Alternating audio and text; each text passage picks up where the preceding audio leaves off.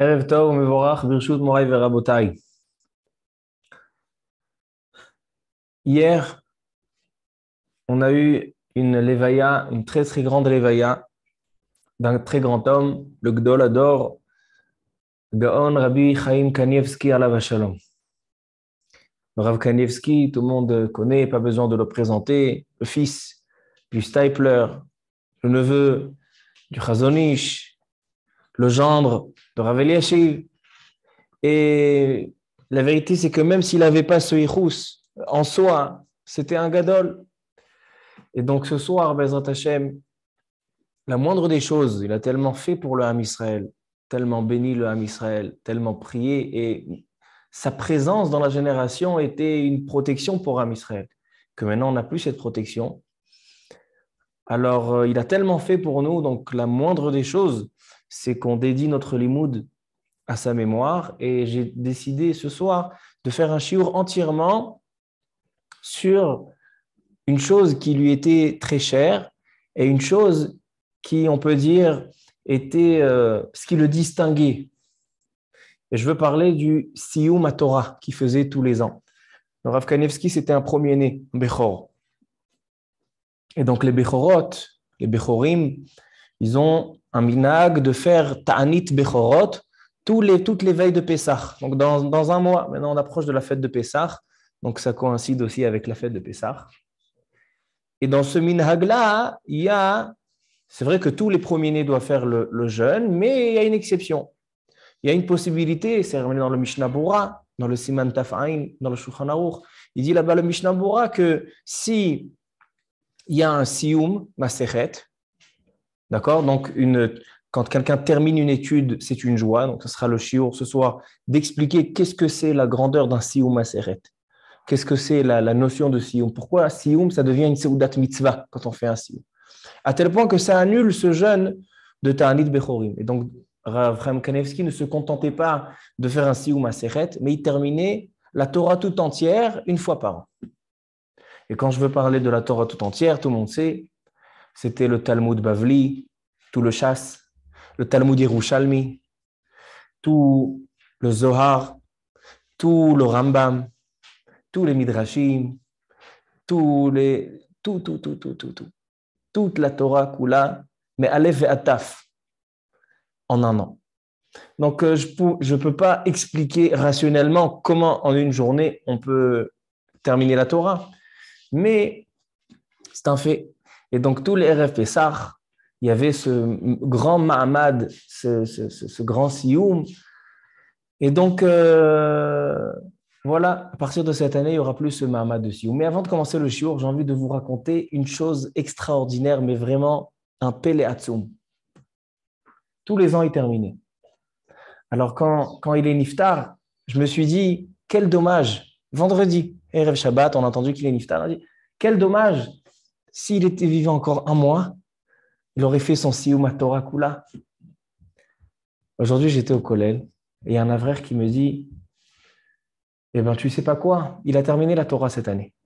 Cette année, on est Shana Me'uberet. On est une année où il y a 2 Hadar. Donc, il a terminé, en fait, son Siyum, c'est le 14 Nissan. Une année où il y a 2 Hadar, c'est le 14 Hadar. C'est-à-dire que le jour où il a terminé la Torah, il a fait son Siyum, c'est le jour où il est Niftar, il est Niftar le 15. Et en général, dans les années où il y avait Shana Me'uberet, il profitait de ce mois en plus pour écrire des livres. Alors donc, pour dire que même sa disparition, Kadosh Baruch Hu, il n'a pas enlevé en plein son étude. Quelqu'un qui est engagé dans une étude, on ne peut pas l'enlever. Mais cette année-là, il a terminé son étude le 14, le lendemain, il vient pour commencer. Kadosh Baruch Hu, il a fait Mitat Nishika. Alors donc, je pense que Minaraoui peut parler de la notion du Siyum de manière générale. Un Siyum, qu'est-ce que c'est un Siyum? Et on va se focaliser aussi sur le Siyum de Ta'anit Bechorim. Bientôt, tous les premiers-nés doivent jeûner, donc il y a toutes sortes de halachot. Par exemple, une halakha importante que pas tout le monde connaît, c'est que quand il y a un premier-né qui se trouve dans un Siyum la veille de Pessah, ça ne suffit pas seulement d'écouter le Siyum et de partir. Il dit le Rav Ovadia Yosef alav shalom dans Chazon Ovadia au nom du Minchat Yitzhak, il dit que c'est une obligation de manger un kazaït dans la Seouda du Siyum. S'il a écouté le Siyum, il n'a pas mangé un kazaït, il revient à la maison, le jeûne continue. Parce qu'il faut assister à la Seouda du Sioum. Donc, plein d'halachot importantes à savoir. Donc, aujourd'hui, on va parler tout d'abord d'où on sait que quand quelqu'un termine une étude, il faut faire une fête et un Sioum. A priori, ce n'est pas logique. Pourquoi? Parce que si on demande à quelqu'un, plus il étudie et plus il se rend compte qu'il ne connaît rien. Il a terminé une Maseret, il lui reste encore 30 Masertot. Il a terminé le Chasse, il a terminé le Bavli, il lui reste le Yerushalmi. Il a terminé le Yerushalmi, il lui reste le Rambam. La Torah, elle est infinissable. La Torah, le Passouk qui dit En ketz, elle ne se termine jamais. Rechava miniyam, elle est encore plus large que la mer. Alors donc, comment on peut faire un sioum quand on termine une étude? C'est une question qui a été demandée par les Mefarshim. Et on va apprendre aussi la source. Pourquoi on sait que c'est un jour de joie, une Seouda, même une Seouda mitzvah, à tel point qu'un Havel, quelqu'un qui est en deuil, peut participer à une Seouda Sioum, même s'il est dans les 30 jours, même s'il est dans les Shloshim. Un Havel, il peut venir à une Seouda Sioum, même si en général, les Seoudot, il n'a pas le droit de participer. Là, c'est une Seouda mitzvah. C'est pareil, on a dit Ta'anit Bechorot, il y a aussi pendant les 9 jours de Av, on n'a pas le droit de manger de la viande. Et bien, s'il y a une Saouda de Sioum, on peut manger de la viande. Et il y avait des grands, c'est ramené dans le Maasera, le Gaon de Vilna, etc., qui faisaient spécialement une étude pendant les 9 jours, et terminaient la Maserhet pendant les 9 jours, ils faisaient une Saouda avec viande et vin, Bassar veyain. Il y en a qui faisaient ça aussi pour Motzai Tisha B'Av. Nous, on a l'habitude, Motzai Tisha B'Av, on ne mange pas de viande et on ne boit pas de vin parce que le Beth Amikdash a continué à brûler même le 10 Av. Et on mange seulement le lendemain. Mais il y avait certains Chachamim qui faisaient un sioum le soir de Tisha B'Av et ils mangeaient Bassar Veyain le soir de Tisha B'Av, Motzai Tisha B'Av.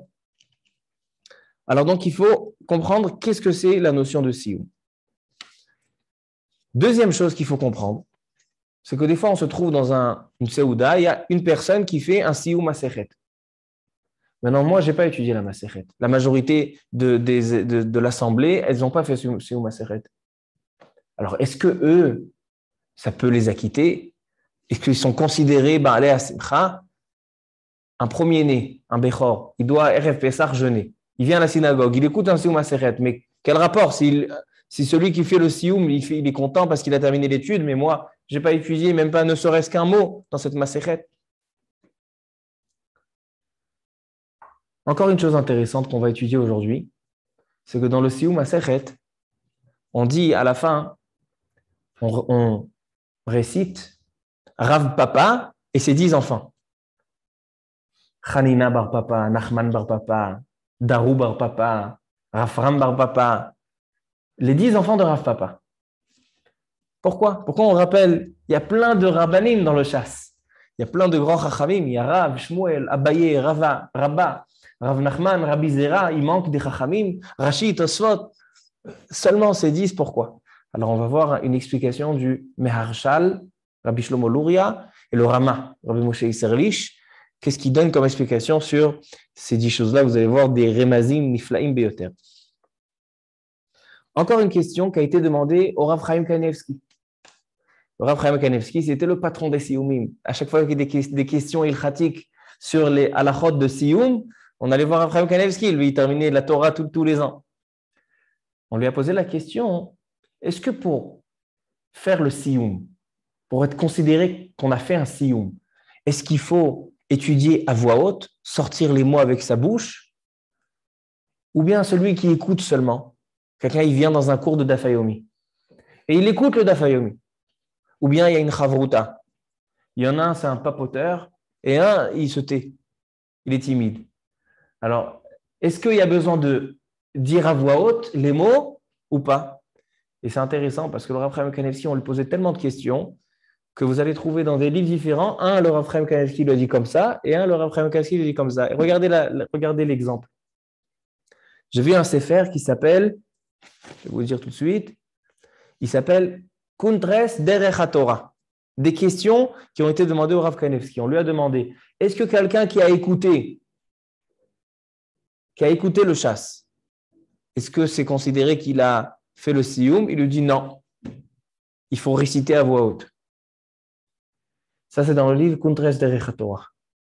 Il y a un autre livre qui s'appelle Siach Shlomo. Vous savez que le nom de Rav Chaim Kanevsky, c'était Siach. Il s'appelait Shmariaou Yosef Chaim.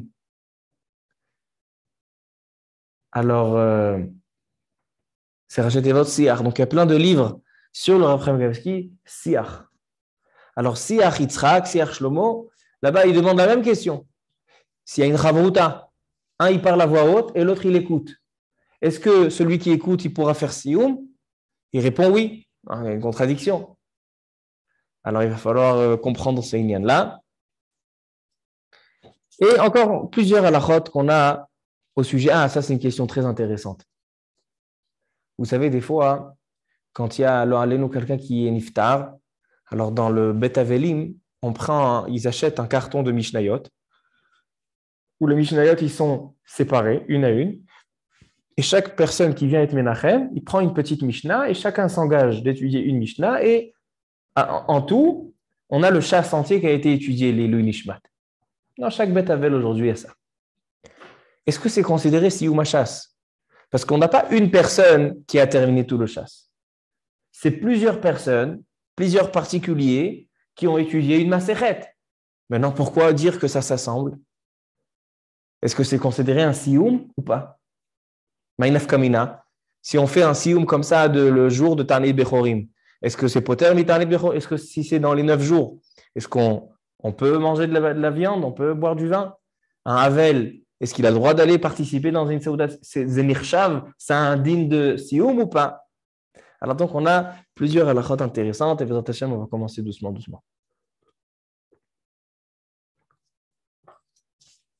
Il y a une Gemara dans Masechet Shabbat, dans la page 118, Kuf Yud Chet Amud Bet. Elle dit la Gemara, Amar Abaye, Abaye nous enseigne, Tetili, gloire à moi. Pourquoi gloire à moi? De ki chazina tsurba me rabanan, de shalim masarte, avidna yoma tava le rabanan. Abaye, il dit, regardez comment c'est bien ce que je fais. À chaque fois que je vois un élève de ma yeshiva, Abaye, il était Rosh Yeshiva. À chaque fois qu'il y avait un élève de sa yeshiva qui terminait une masechet, il terminait masechet Shabbat, masechet Baba Kama, masechet Gitin. À chaque fois qu'il terminait une masechet, alors Abaye finançait, il faisait un jour de fête, Yoma Tava, un jour de fête pour tous les chachamim, pour toute la yeshiva. Yoma Tava les Rabbanan.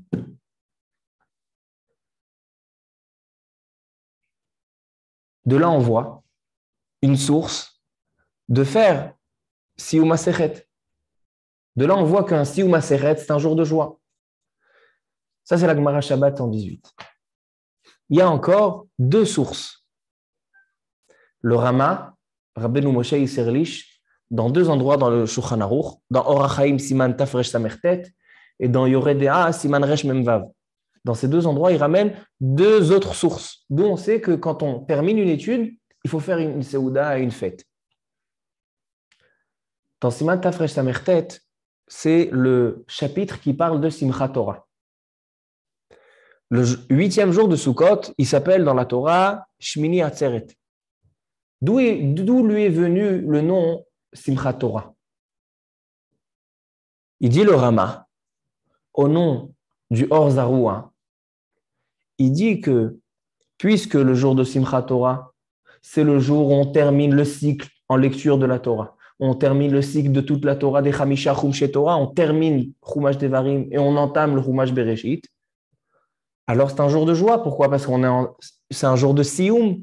C'est un jour où on termine la Torah. Et d'où on sait que quand on termine une étude, il faut être joyeux.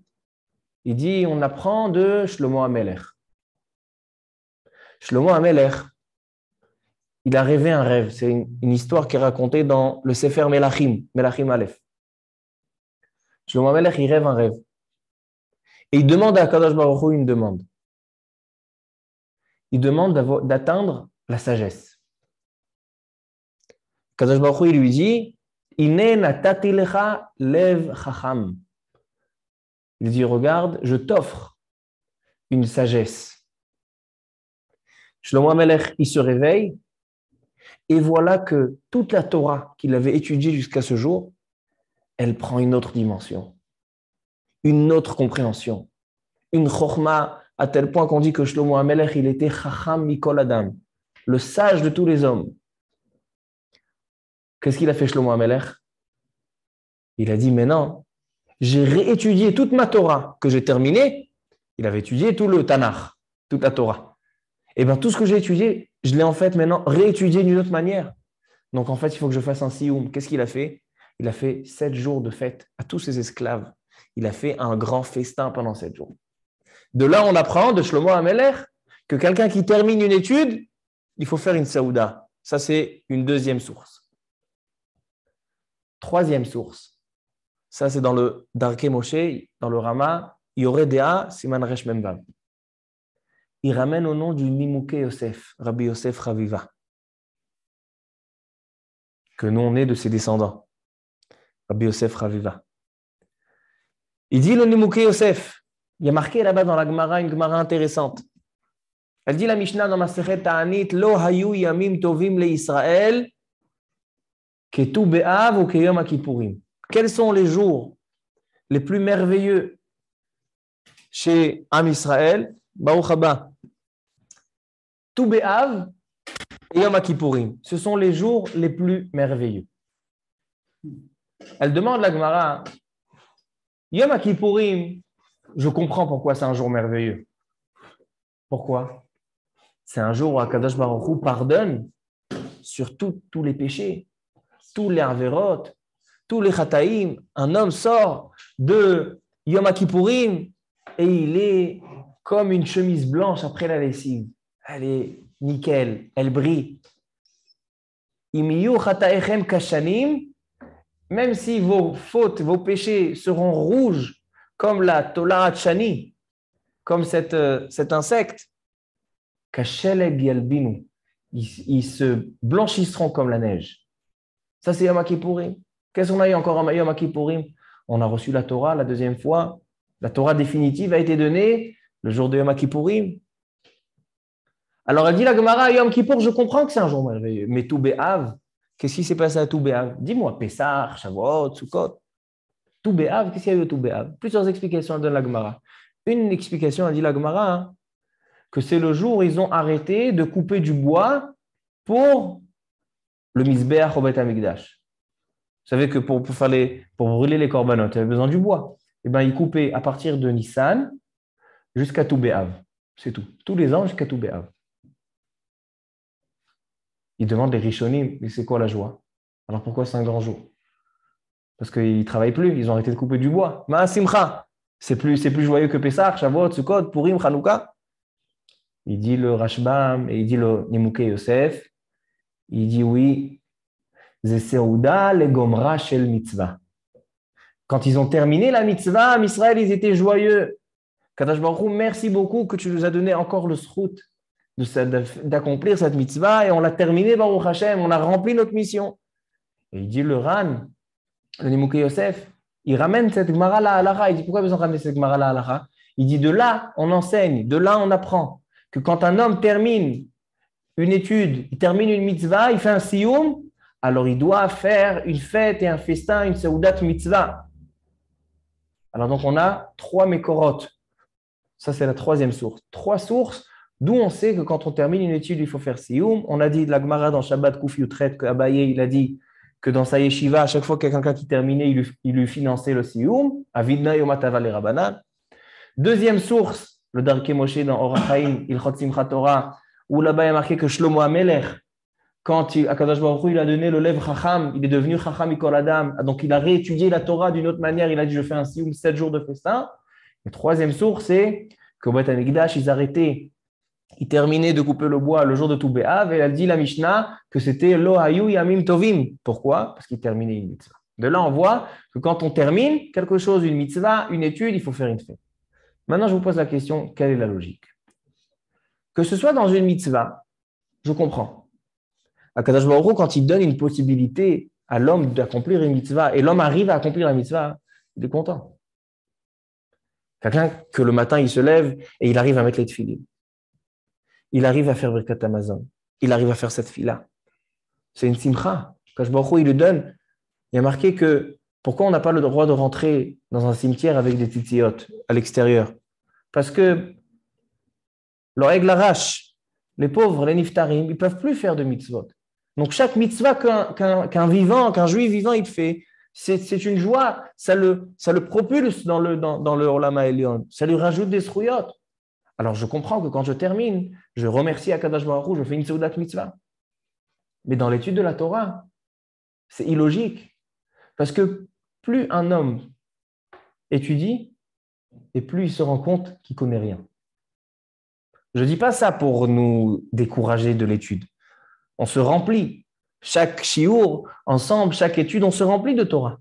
Mais c'est en goûtant plus dans la Torah, plus on goûte la Torah, plus on voit qu'elle est immense. Alors comment on peut faire une seouda et on peut fêter un sioum?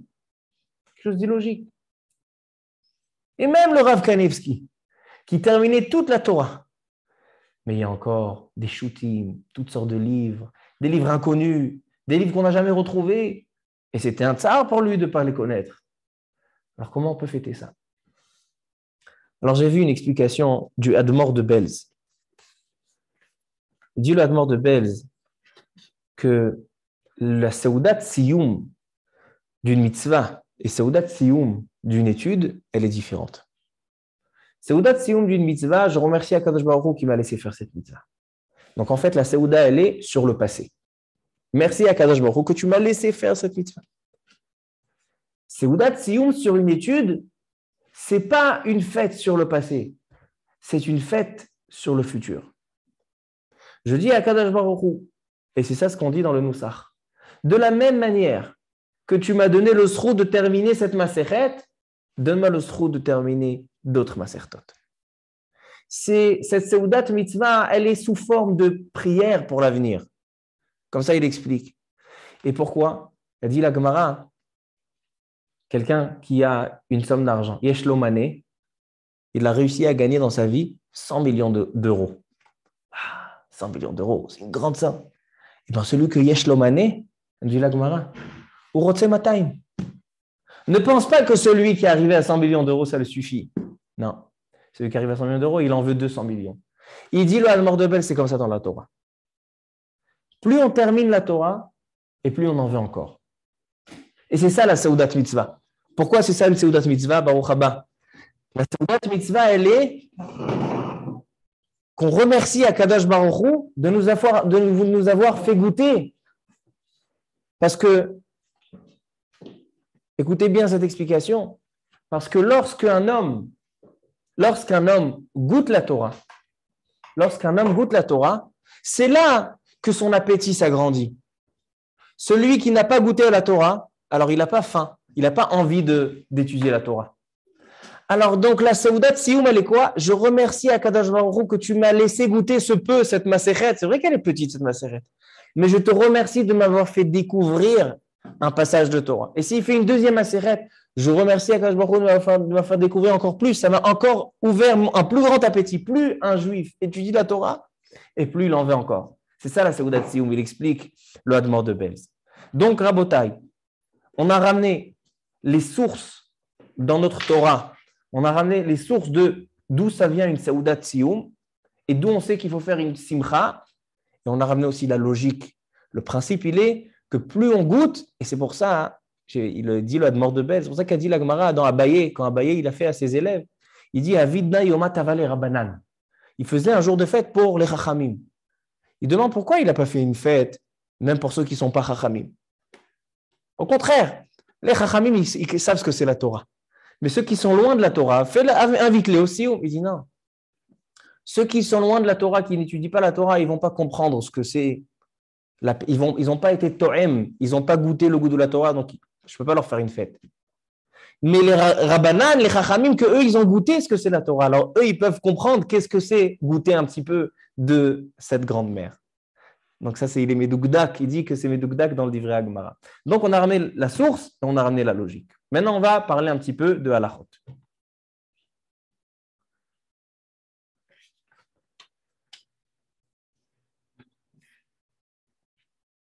Tous les ans, c'est écrit dans halachot Pesach. Mechila Rabbi Hillel. Dans cette grande armoire, il y a Mishnah Bora Chelek He. Moi, je me suis trompé, j'ai pris Chelek Vav. Chazak Ubaour. Dans halachot Pesach, Siman Taf Ain. Il dit le Shulchan Aruch. Abechorot mit'anim be'erev Pesach. Les premiers-nés, mit'anim be'erev Pesach. C'est pas Bechorot. Non. Alors il dit Ben Bechor Me'av. Meta un Bechor. Ben Bechor Me'av. Ben Bechor Me'em. Que ce soit un Bechor du père ou un Bechor de la mère. Par exemple, quand on a un remariage, et le père, il a déjà des enfants. Donc en fait, le garçon qui va naître, ce n'est pas son premier. Mais sa femme, elle était célibataire. Donc c'est son Bechor. Il dit que ce soit Bechor Me'em, Bechor Me'av, ils doivent jeûner la veille de Pessah. Pourquoi? On l'a marqué dans ma Masechet Sofrim, c'est Zecher Lanes. Le soir de Pessah, il y a eu Makat Bechorot. Tous les premiers-nés en Égypte qui sont morts. Qui a été sauvé? Am Israël. Donc les premiers-nés, ils doivent faire Zecher Lanes, c'est pour ça qu'ils ils ont marqué la veille de Pessah avec un jeûne. Maintenant, pourquoi Ben Bechor Me'av, Ben Bechor Me'em? Parce qu'en Égypte, il y avait toutes les sortes de Bechorim. Dans Makat Bechorot, il y avait toutes les sortes de Bechor. Que ce soit Bechor Me'av, Bechor Me'em, c'est pour ça qu'il dit le Shulchan Aruch qu'il faut faire les deux. Veyesh Miché Omer, Shafilu Nekeva Bechora Mit'ana. Il y en a qui disent que même un premier-né, c'est une fille aussi. Mais il dit le Rama, En Amina Haken. On n'a pas l'habitude de faire jeûner les premières filles, seulement les premiers garçons. Il vient le Mishnah Bora et il donne une halakha. Mishnah Bora, il dit Yesh mekomot shenahagu habechorim lehakel velechol besaudat mitzvah. וכן נוהגים בכמה מדינות להקל ולאכול אף בסעודת סיום מסכת. Il dit le Mishnah Bora que puisque un סיום מסכת est considéré une סעודת mitzvah, c'est Yom HaTava Rabbanan, c'est un jour de fête, et on sait que quand il y a un jour de fête, par exemple, voilà, la semaine dernière, on avait donné un shiur sur une Brit Mila qui tombe Ta'anit Esther. Et on a dit qu'ils disent les poskim que les Baalei Abrit, Avia Ben Sandak et Moël, ils sont tourim de ce jeûne. Pourquoi? Parce que si on ne mange pas, il n'y a pas de simcha. Et ce jour-là, c'est leur simcha. Donc, on ne peut pas contredire leur simcha avec un jeûne. C'est pareil pour le Ta'anit Bechorot. Ta'anit Bechorot, c'est un sioum, il dit le Mishnah Bora, on peut être mekel et casser le jeûne. Mais la question, elle est, celui qui a fait le sioum, alors il mange, c'est logique. C'est un jour de joie pour lui. Il a terminé une étude. Mais toute l'assemblée, où eux, ils n'ont jamais étudié cette masechet, ils ne connaissent même pas le nom de la masechet. Alors comment eux, ils peuvent manger? Il dit le shach. Le shach, c'est le sifte kohen. Dans Yoredea, siman resh mem vav. Dans le seif kav vav. Il dit le Rama. Keshemesayem maserta. Quand un homme termine une masechet, mitzvah lismoach, il y a une mitzvah de faire un festin, velasot seuda, venikret seudat mitzvah. Nimukei Yosef, Perekesh Nochalim, c'est le Nimukei Yosef qu'on a ramené tout à l'heure, qui parlait de quand ils arrêtaient de couper le bois. Ou même Radé Abaye, et c'est Abaye dans Perekol Kitve, dans Masechet Shabbat. Donc ça, c'est les sources de cette halakha. Il vient le char, et il dit, Katuv Betchuvat Maharam Mintz. Il y a un grand chacham à l'époque du char qui dit Dekshebaim lesof maserta. Quand un homme étudie une masechet et il arrive vers la fin, d'accord, il a étudié tout masechet Shabbat et il arrive à la page 156. Quand masechet Shabbat se termine à la page 157, il dit alors yeshayer me'at, qui laisse un petit peu de son étude. Ad sha'ata kosher yoma deraou letaken bo seuda. Aujourd'hui, par exemple, il ne peut pas s'organiser pour faire une seuda. Il dit c'est pas grave. Attends une occasion. Attends, quand vous allez, toute la famille a des fois des occasions, on organise un anniversaire. Les gens, ils aiment faire respecter les uns les autres, ils se font un kavod et ils organisent un anniversaire. Même si l'anniversaire dans la halakha, il n'a pas de source. D'accord? Et l'anniversaire qu'on voit dans la Torah, c'est l'anniversaire de Paro, Yom Holadet de Paro. Mais on veut faire kavod. Alors donc, on le renforce, on lui fait du bien, ça lui fait plaisir. Celui-ci, jamais on oublie son anniversaire, je ne vous dis pas, histoire d'État. Alors il dit le char, c'est dommage de laisser cette saouda, qu'elle reste saouda très shoot. Qu'est-ce qu'ils vont faire là-bas? Ils vont blaguer, ils vont perdre leur temps. Alors, cette étude-là qu'il a terminée, qui laisse un petit peu et qui rende ça saoudat mitzvah. Un juif, il est sans arrêt préoccupé à sanctifier la matière. Voilà, il arrive à une saouda, transforme-la en saoudat mitzvah. ולכן נהגו כל הבעלי בתים ללך על הישיבה בתחילת הזמן ולקח מנהג להודיעם כשבא הרב לסיים המסכתא. Maintenant, il dit, וצריך לומר בסיום קדיש דרבנן. Il faut dire le Kaddish des Rabbanan. C'est quoi? C'est Kaddish à l'Israël. Il faut savoir que ce Kaddish à l'Israël du Siyum Masechet, ce n'est pas un Kaddish de Avelim, de Yetomim. Il y a des fois, j'arrive dans un Siyum Masechet, il n'y a pas de Yatom, donc on ne fait pas le Kaddish. C'est l'onachon. Il dit le Shach que c'est un Kaddish des Rabbanan, c'est un Kaddish sur les étudiants de la Torah. C'est quoi? Al Israël, Al Rabbanan, c'est sur les Chachamim, Al Talmid Dehon, Al Kol. C'est un Kaddish qui a été institué sur les étudiants de la Torah. Ce Kaddish-là, de Kaddish à l'Israël, c'est un Kaddish sur les étudiants de la Torah. Alors, c'est vrai que de manière générale, lorsqu'il y a un Havel, quelqu'un qui doit faire le Kaddish, alors on est Mechabed Oto. On lui dit, regarde, ce Kaddish-là qui est sur la Torah, c'est le Kaddish le plus élevé que tu peux faire pour la Neshama. Parce que qu'est-ce qui peut faire élever la Neshama? L'étude de la Torah. Donc, on est Mechabed le Havel. Mais ça ne veut pas dire que s'il n'y a pas de Havel, on ne fait pas, Khalila. Toi, c'est pas le même Kaddish, c'est ça ce que j'allais dire, il rajoute même ce passage. À l'Israël. Alors en fait, Dewatid litradata metaya, c'est ce Kaddish-là, à la base, on aurait dû le dire tout le temps. Mais les Chachamim, ils nous ont raccourci.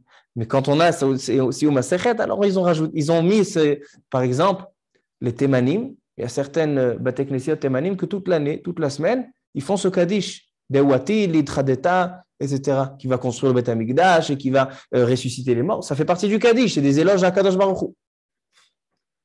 Mais le principe de ce Kaddish, c'est Kaddish à l'Israël. Quand on termine une étude, on fait Kaddish à l'Israël. Vegam yomru asara bnei Rav Papa. Il faut aussi réciter les 10 enfants de Rav Papa. Rami Bar Papa, Rafram Bar Papa. Tout à l'heure, on va voir le Maharshal. Hein? Comme ça, il dit le Rama est fait.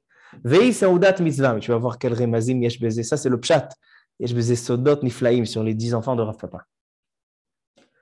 Ve'afilu Avel, Betoch Yud Bet Chodesh Alavim. Même quelqu'un qui est en deuil, Yachol Isaod Sham, parce que c'est au Sodat Mitzvah.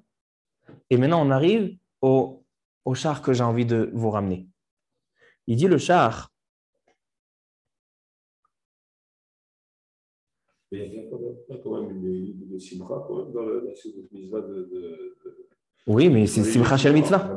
Mais c'est simcha shel mitzvah. Simcha shel mitzvah, le aval mutar lo. Un Shabbat Khatan, un aval il peut venir. C'est simcha shel mitzvah. Question de Inès. Okay. Les enfants ou sa descendance? C'est-à-dire?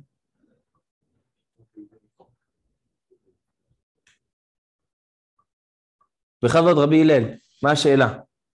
La she'ela, en fait, dans les, tu m'entends là? Oui, oui. La she'ela, c'est, moi j'ai toujours entendu que tout ce qu'on citait les papas, et on dit qu'il a eu une descendance qui n'a jamais eu de stop, en fait, qui a été continue. C'est pour ça qu'on le cite. Et j'ai jamais entendu que c'était ses enfants.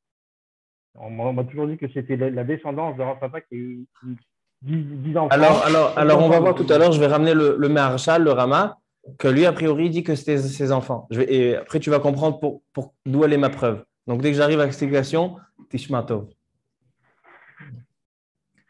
Alors, il continue le Shach et il dit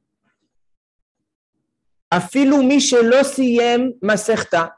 Même celui qui n'a pas terminé, voilà, ça maintenant, j'arrive au Ta'anit Bechorot, Ta'anit Bechorim, Erev Pesach. Il y en a un qui a étudié. Et maintenant, tout le monde, ils sont tranquilles, ils ne font pas. Pourquoi? Dans Ta'anit Esther, il y a seulement les Baalei HaMitzvah qui ne font pas le jeûne. Est-ce qu'on a vu que tous les à l'Assemblée? Non.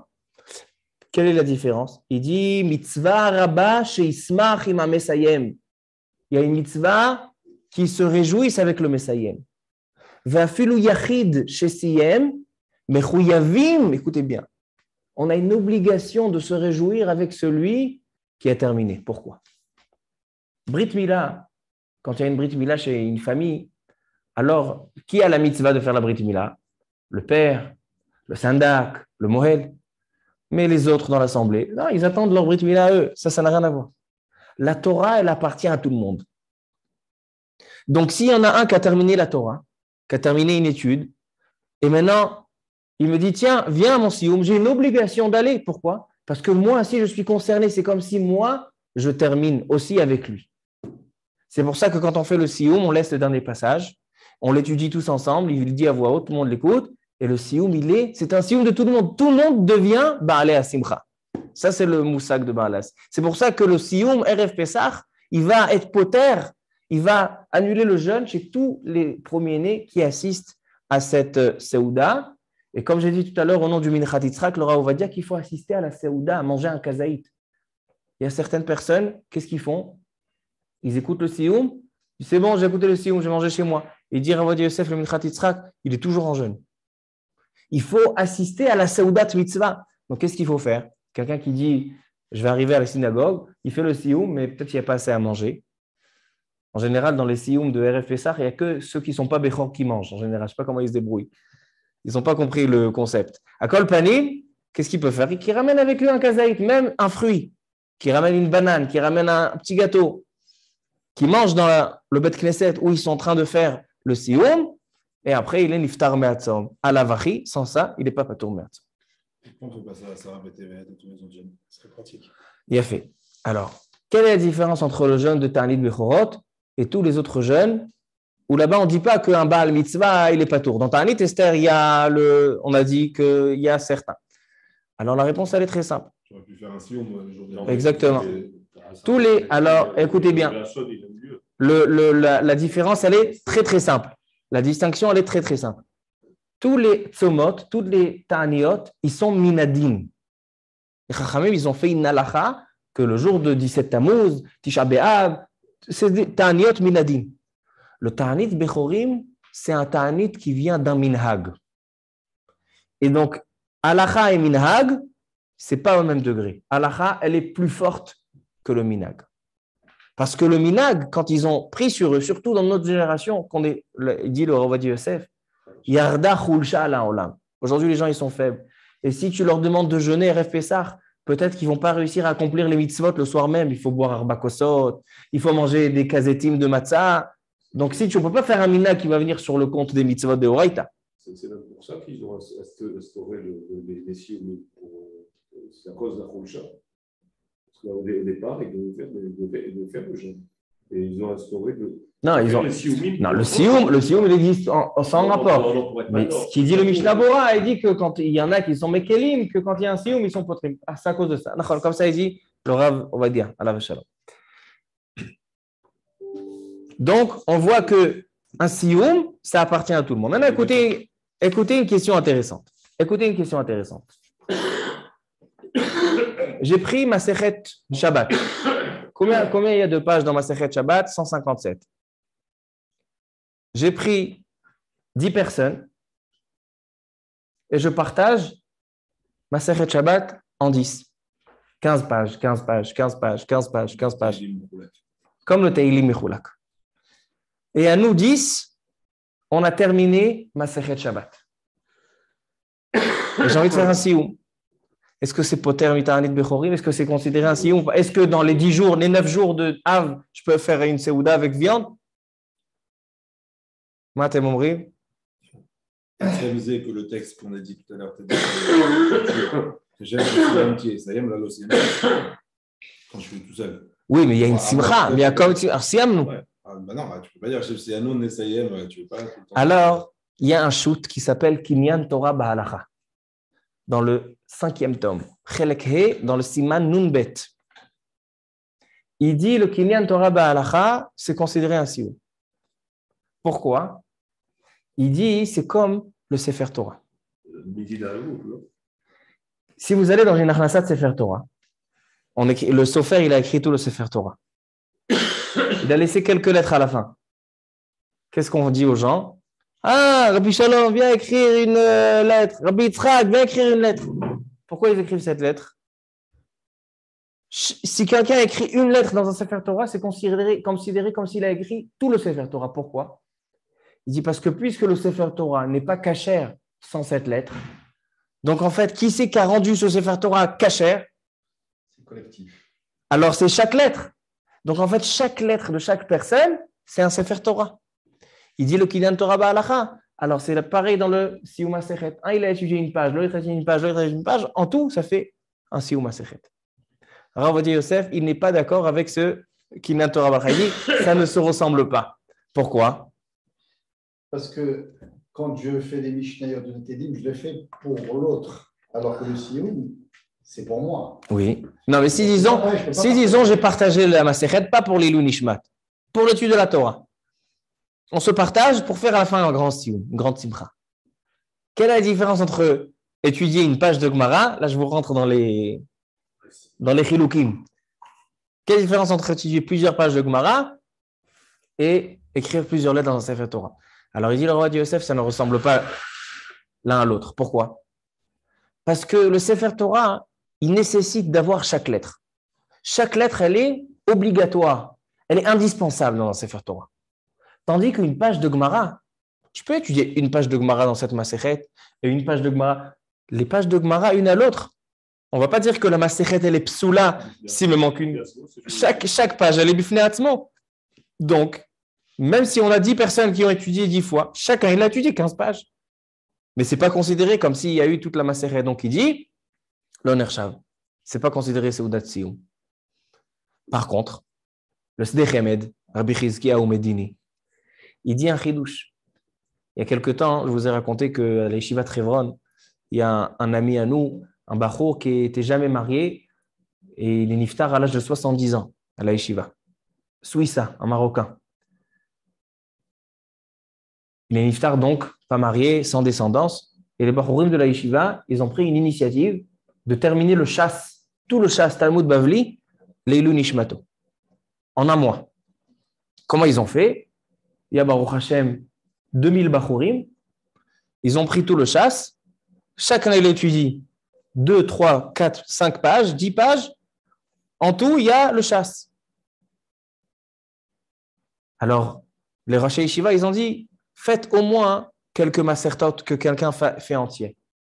Mais il dit le Sdei Chemed que même si le chasse il a été fait en collectif, c'est considéré un Siyum HaShas. Pourquoi? Parce que dans le Siyum HaShas, il y en a un qui a étudié une Masechet entière. Donc, s'il a une Masechet entière, il a un Siyum. Donc, en soi, c'est un Siyum. Ce n'est pas comme une Masechet que j'ai partagée. Quand c'est une Masechet, j'ai partagé. Donc, j'ai jamais eu quelque chose de complet. Mais là, le chasse, même s'il est partagé, il y a une chose qui est complète. Il y a Masechet Megillah, qui est 30 pages, Masechet Horayot, 14 pages. Il y a des Masertot entières. Donc, il dit, c'est considéré. Donc, ils ont fait une grande fête, un Siyum HaShas, l'Irvod, en son honneur.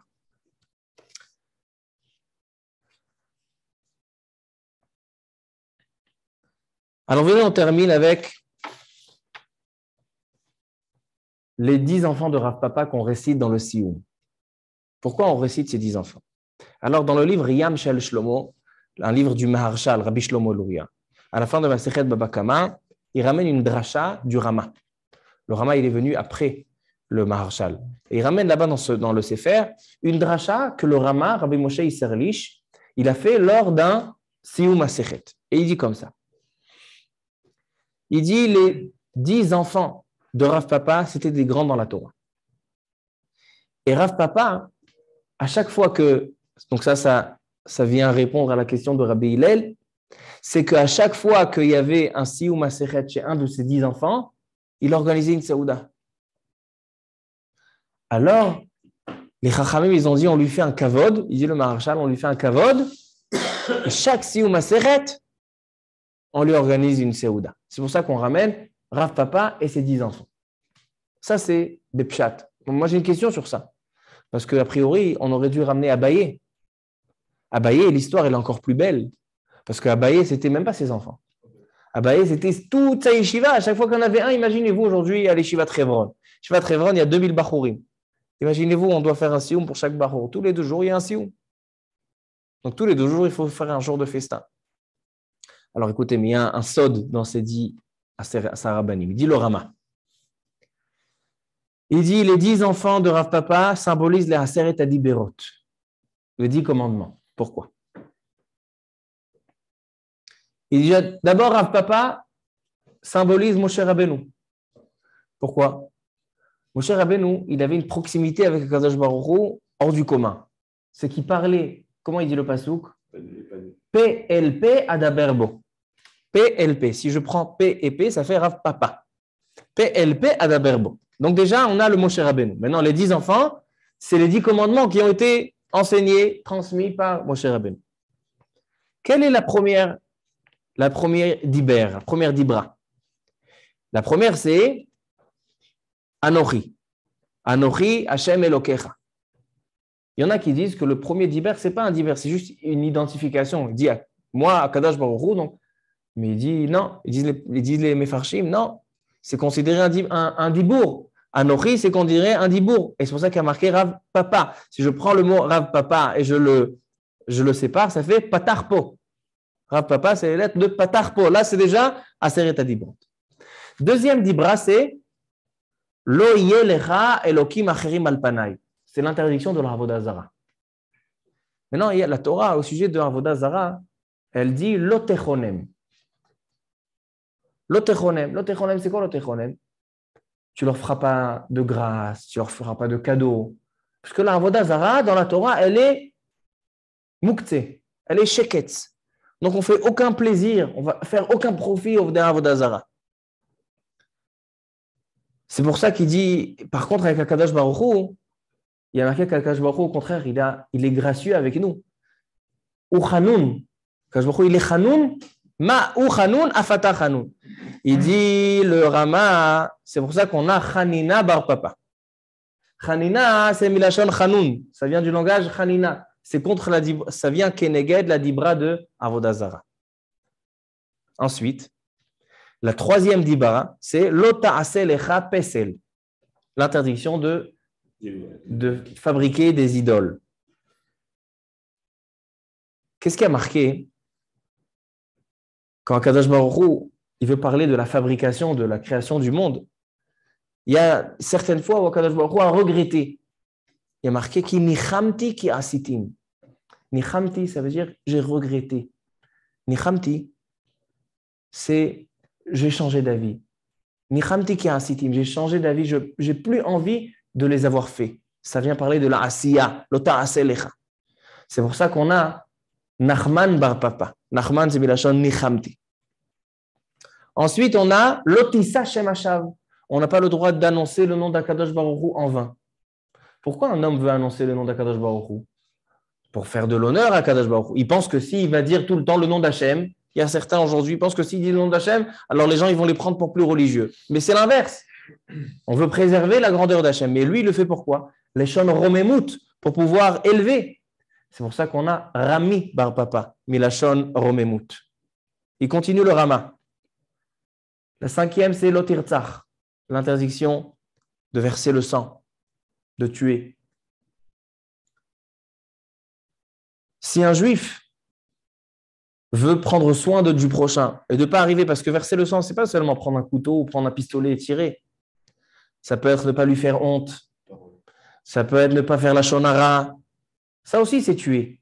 C'est tuer avec la parole, mais c'est aussi tuer. Il y a marqué Chaim ou Mavet beyad halashon. La vie et la mort est entre les mains de la langue. Chaim ou Mavet beyad halashon. Avec une langue, avec une parole, on peut tuer quelqu'un. Comment on peut arriver à protéger sa langue et ne pas faire honte, ne pas parler la shonara? Si je considère que tout en Israël, c'est mes frères. Mon frère, jamais de la vie, je lui ferai honte à tel point que ça le tuera. C'est pour ça qu'il y a Achai bar papa. Achai bar papa milachon ach, du langage de frère. Ensuite, on a lotin af. C'est quoi lotin af? C'est la débauche. Maintenant, c'est quoi le derer des menafim? Comment la débauche, c'est quoi comment les gens attirent les autres? Elle dit la Gemara avec les yeux. Kritzat ayn. Des fois, avec un petit clin d'œil, on peut réveiller le Yetzer Hara. L'ikrot, c'est pour ça qu'il y a Rafram bar papa. C'est quoi Rafram? L'œil, quand on le bouge, on est Merafref et Ta'ain. C'est Rafram bar papa. Ensuite, on a Lotignov.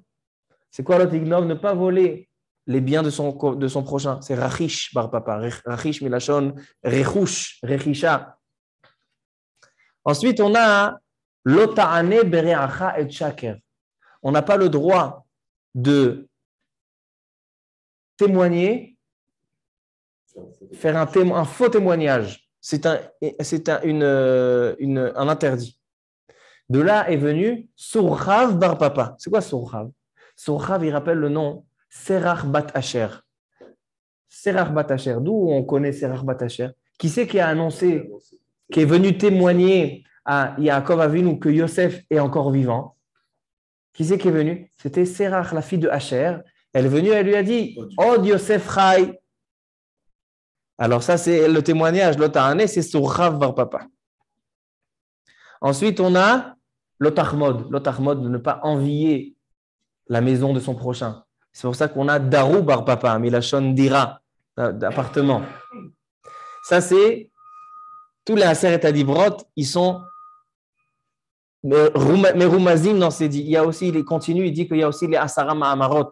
Le monde a été créé avec 10 paroles. Il dit aussi que chaque Mahamar correspond à des enfants de Rav Papa. Mais en tout cas, pour dire quoi? Pour dire que le Siyum Masechet, c'est pas seulement une joie particulière de la Torah. On associe, on veut montrer à Kadosh Baruch Hu à quel point on est fier d'avoir toute la Torah. Donc ça veut dire tout la Aseret Adibrot. La Aseret Adibrot, c'est le tamtit, c'est le concentré de toute la Torah.